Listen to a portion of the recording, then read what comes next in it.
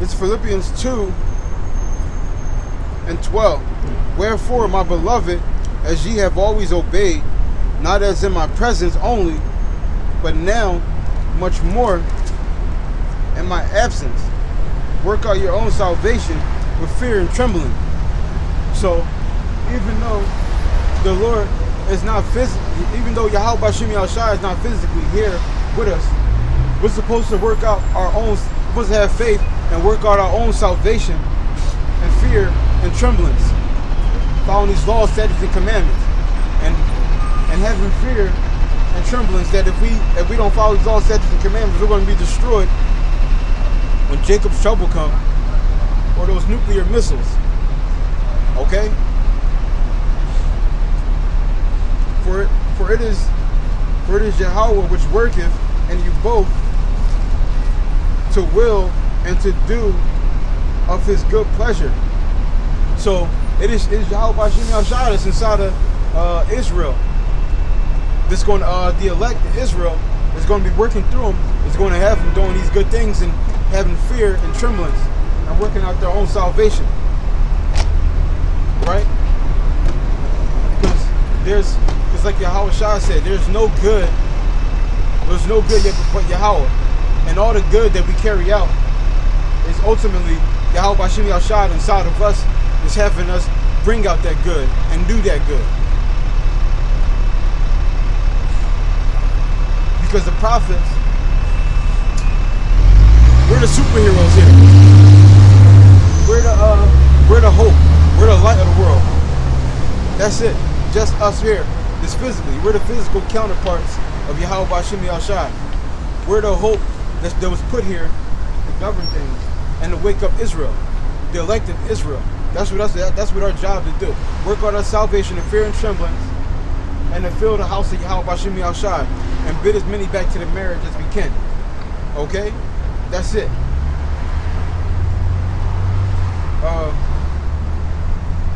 Verse 14. Do all things without murmuring and disputing. So we're supposed to be doing the will of the Heavenly Father, Yahweh Bashim Yahushua, without murmuring and without disputing. We're not supposed to be like feeling sad about doing a work. It's not supposed to be grievous to do this work. It's supposed to be easy doing this work. And we're supposed to enjoy doing the work for Yahweh Bashim Yahushua.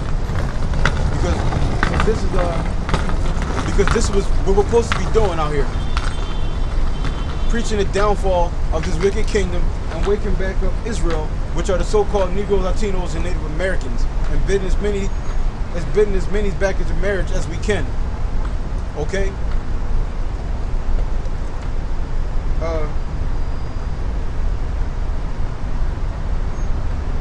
Verse 15.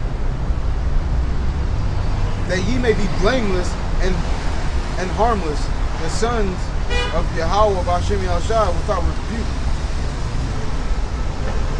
So we're supposed to be doing our best to be blameless and harmless. We're not supposed to be out here trying to fight people.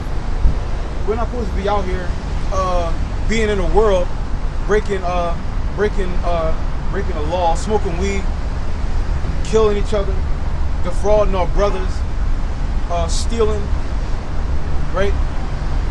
Eating pork. We're supposed to be blameless and harmless. Even in absence of Yahweh Bashim Yahushua physically, we're supposed to be blameless.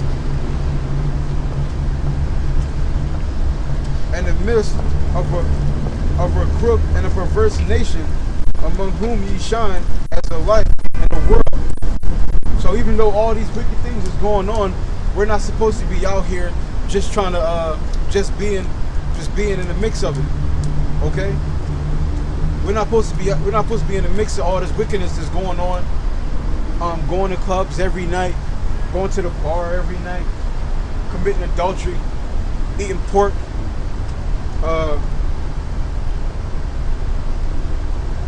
eating crabs, shrimp, just doing all these wicked things that we're not supposed to be doing. Even though we're in the midst of all this temptation and all this wickedness, we're not supposed to be a part of this world. This is Yahweh Bashim Yahushua's world. That's why he said, come on. Okay?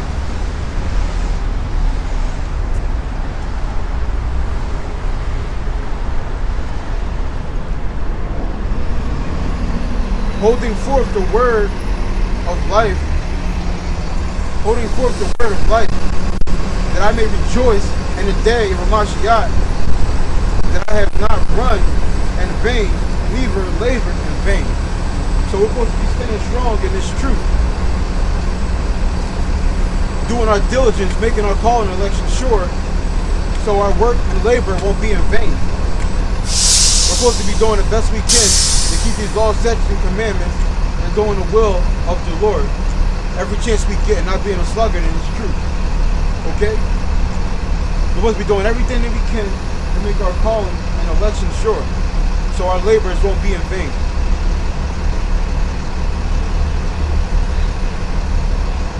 This is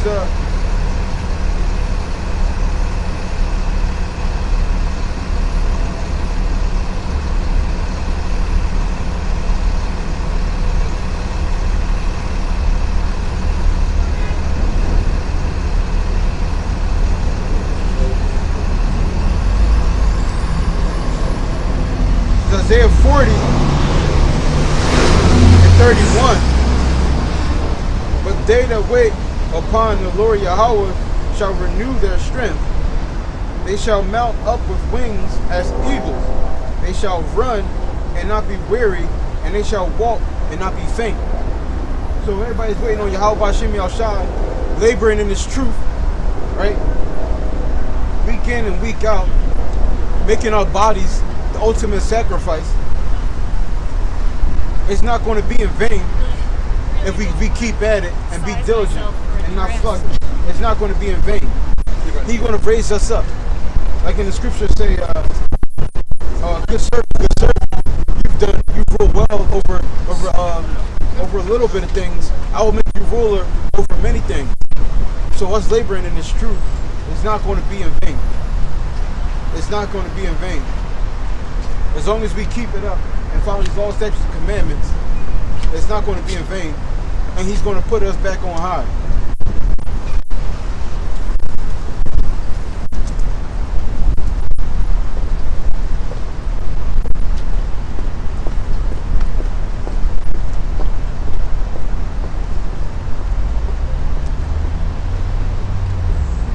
This is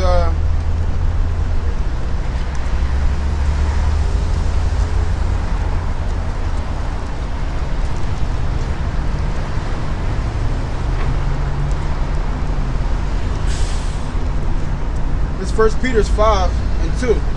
Feed the flock of Yahweh, which is among you, taking the oversight thereof, not by constraint, but willingly, not for filthy lucre, but of the ready mind. So we're supposed to be doing this not because we're being forced to, but because we want to do it, and not for lucre's sake. We're not supposed to be doing it to get paid. Like you got some of these churches out here where these pastors pushing lies at people, and they just doing that they just doing it for money, selling out. They just selling out because all these churches that they got out here is wicked, and they don't follow the laws in these churches. They still eating pork, they still getting shape ups, they still shaving their beards, doing all this wickedness, committing adultery. They're not following these laws in these churches out here. These churches out here are wicked, all of them. And they only doing it for money. Neither as being lords over Yahweh's heritage, but being examples of the flock. So we're supposed to be out here setting an example for Israel, which are the so-called Negroes, Latinos, and Native Americans. We're supposed to be out here setting an example for Israel. Okay? Because I know a lot of brothers in the truth, they came from hard backgrounds. I know some brothers they came from jail, right? Some of us, they used to be drug addicts, okay? Some of them have a whole lot of tattoos. And then just seeing, like people in the world, just seeing where he came from and their testimony, they can know the power of Yahweh B'Shem Yahushua is real. We're supposed to be that example. You can come back from anything. If it's the Lord's will, you can come back from anything.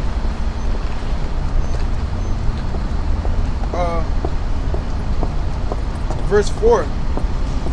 And when the chief shepherd shall appear, he shall receive a crown of glory that fadeth not away. Now that chief shepherd is talking about Yahweh Shai when he comes back. And that crown of glory is going to be that victory we're going to receive for not folding in this truth and keep pushing this word and not taking the mark of the beast. Because we know a lot of Israel is going to take that mark of the beast. A lot of Israel is going to fold. Okay? And there's going to be people in this truth that's going to fold as well. Like IUIC, they probably all going to take the mark. There's a lot of these so-called Israel factions that's going to be taking the mark. They don't even think the mark of the beast is the R50 microchip. And they're going to take it.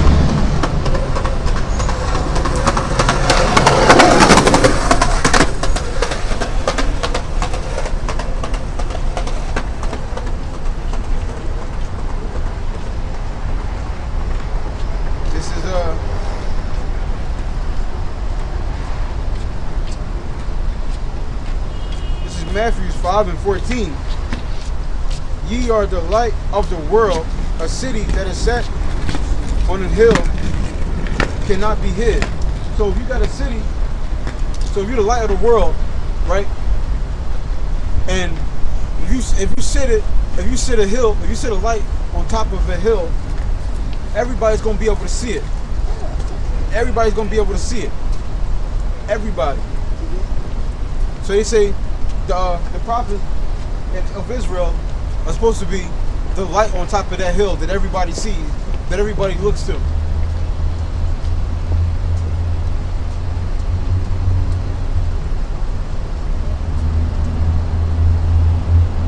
Neither do men light a candle and put it under a bushel, but on a candlestick, but it giveth light unto all that are in the house. So if you in this truth, you're supposed to be pushing it out, trying to teach it to everybody.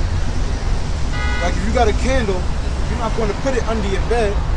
What's the point of lighting the light and putting it under your bed? Nobody's going to be able to see it. There's no point of doing that. That's why Yahweh said, if you're being a sluggard in this truth, he's going to take it from you. He's going to take that light from you. And he's going to pass it on to somebody else that's going to do this work.